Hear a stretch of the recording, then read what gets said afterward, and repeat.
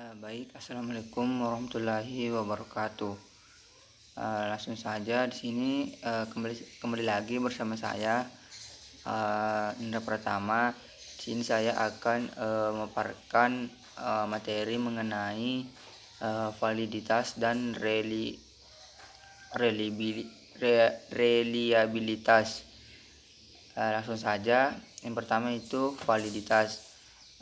Perlu kita ketahui bahwa pada dasarnya istilah validitas berasal dari kata valid, yang artinya kesahan atau keaslian, yang merujuk pada suatu ketetapan instrumen, di mana ketetapan instrumen itu mengukur berbagai aspek materi ajar dan aspek-aspek perilaku yang seharusnya diukur.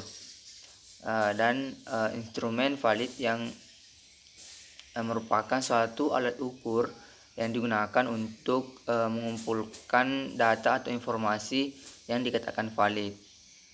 Validitas terbagi menjadi dua, yaitu validitas rasional dan validitas empirik. Di mana validitas rasional merupakan validitas yang diperoleh atas dasar suatu pemikiran yang logis, dan validitas rasional bisa juga dikatakan dengan validitas internal, di mana validitas internal ini tujuannya untuk menentukan apakah suatu instrumen yang digunakan valid dari segi rasio, di mana ditinjau dari dua segi, yakni isi atau konten dan segi konstruksi atau konstruks. Yang kedua yaitu validitas empirik, di mana validitas empirik yaitu validitas dengan ketetapan mengukur yang bersumber dari hasil analisis yang bersifat empirik, dan bersumber dari hasil pengamatan di lapangan. Validitas empirik ini bisa juga kita katakan sebagai validitas eksternal atau validitas lapangan. Selanjutnya yaitu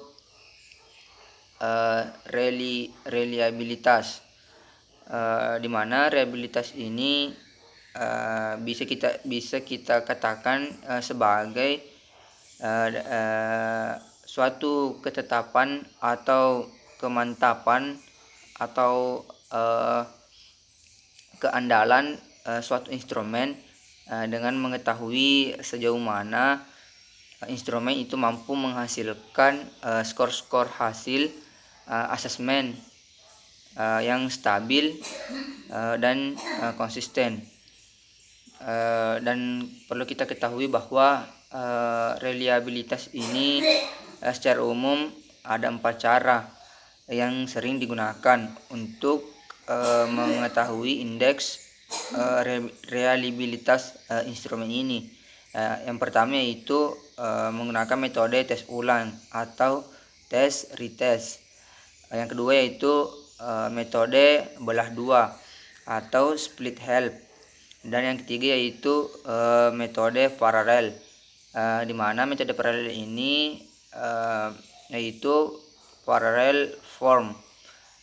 Yang keempat atau yang terakhir metode kadar Richardson.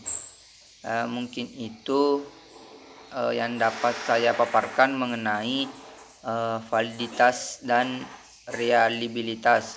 Sekian, wassalamualaikum warahmatullahi wabarakatuh.